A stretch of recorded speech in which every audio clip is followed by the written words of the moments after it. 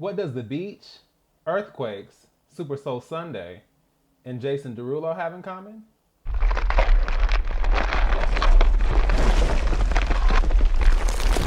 Another episode of Insecure.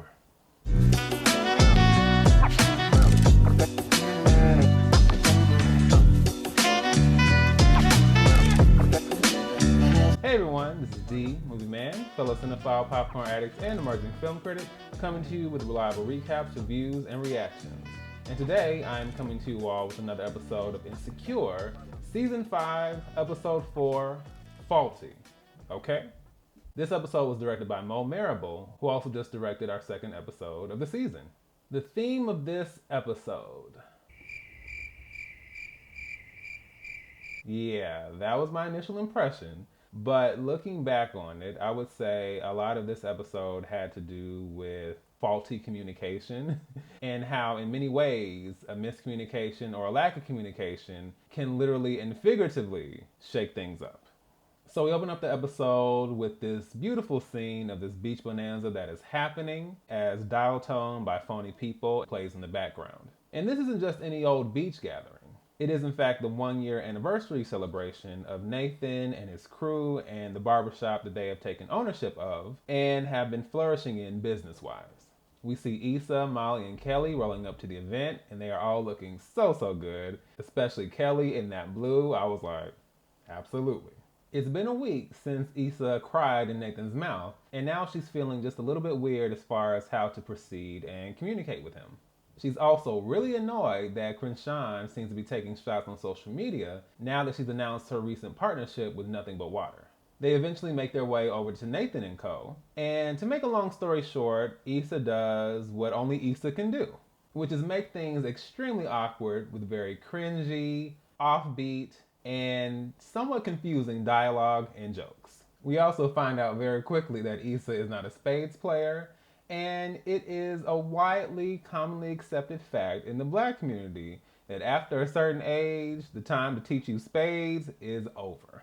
And sadly, Issa is way past her cutoff.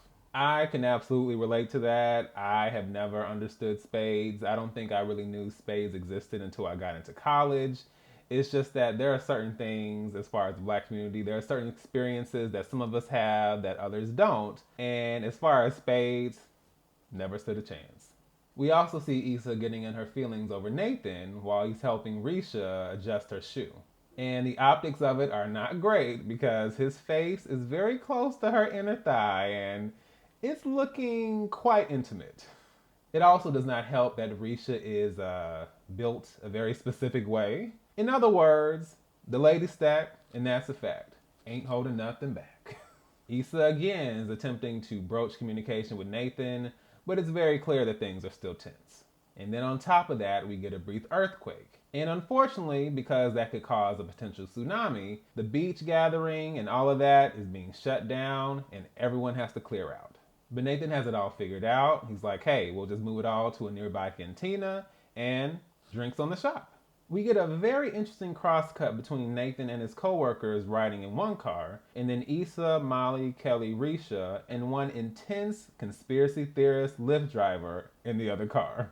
And as far as Nathan is concerned, he's not sure what to make of Issa. He feels like she's all over the place and doesn't really know what she wants.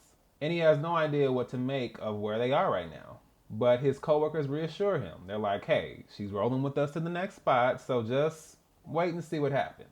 Issa and Molly are texting back and forth in their car. Issa is so over this Lyft driver, but Molly can't even pay attention to what he's saying because it's getting real Super Soul Sunday with Risha and Kelly in the backseat.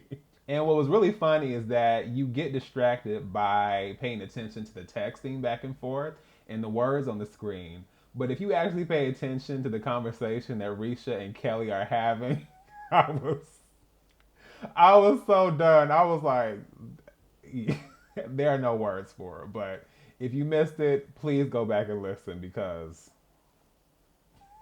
a mess. Issa is still feeling a little awkward about Risha, so Molly decides to do her a solid and just comes out and asks, hey, Risha, are you Nathan? And Risha's like, no, girl, that is my brother. Now, in my experience, that doesn't really mean anything because I've seen plenty of people say, that's my brother, that's my sister, and then, yeah, I'm not gonna go any deeper into that. But in this case, Risha's like, no, that's like blood. I'm not feeling him, but if you want me to hook you up, just let me know. So later, Issa gathers up the courage to approach Nathan about what happened the last time they were around each other. Now, while Issa expected Nathan to be there for her and not just ghost her, so to speak, Nathan is a little confused because he didn't know that they were in the expectation phase, which makes sense. We are also introduced to Nathan's cousin Thomas and his wife Velma. And from the energy that we're getting, this whole thing between Velma and Nathan, it would almost suggest that something untoward might have happened in their past, but more on that in a second. Everyone finds out that Jason Derulo is throwing a party in Palos Verdes, and they're pretty excited to attend. I was done, and I do mean done, when Nathan's coworker Mo was like, Jason Derulo! And not just because of the way he sang it and it being really awkward, but this took me all the way back to college. I had a friend who would sing Jason Derulo's name the exact same way. And I thought it was the most hilarious thing, but I didn't know who Jason Derulo was. So I just figured she was being funny about the way he sang and she was using his name as kind of a reference point. But no, it got even funnier when I found out that no, Jason Derulo has actually sung his name like that numerous times. And that's not an understatement. There is literally a video that has all the multiple times that he has done that. Jason Derulo, Jason Derulo, Jason Derulo, Jason Derulo, Jason Derulo. And I was just like, wow. So that definitely was a throwback moment for me.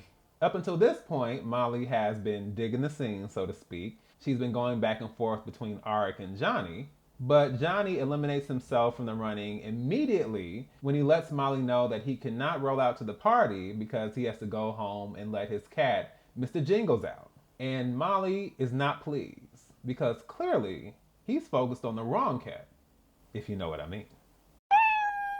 This online situation with Cringe Sean reaches critical mass. He's calling her a sellout, a fraud, everything you can think of.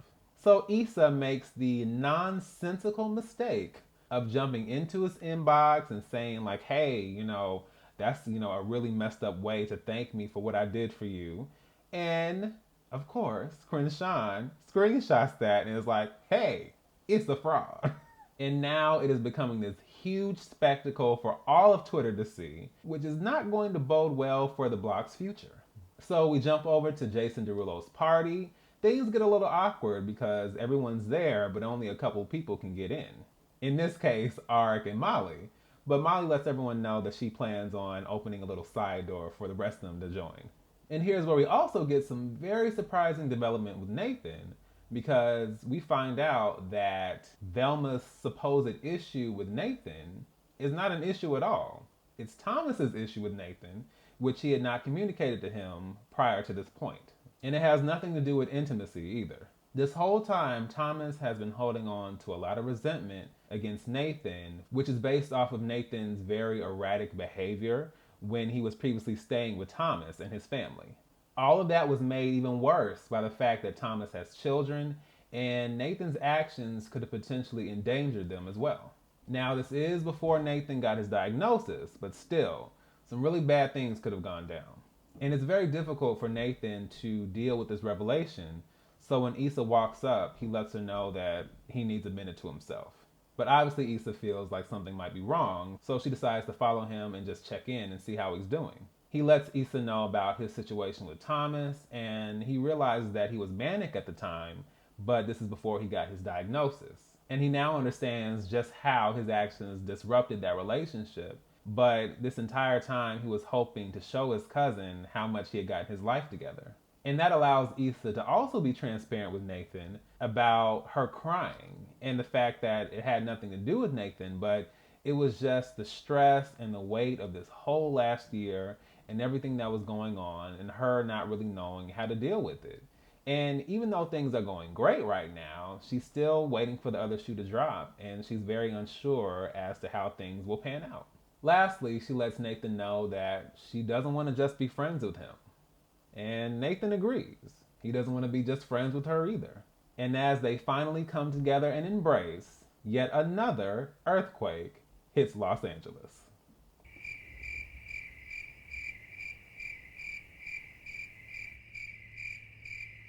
So listen, I didn't think this was a bad episode necessarily. I love the beach. I love seeing just the vibes of friends just hanging out together and just kind of going from place to place and just having a good time. I was totally fine with that.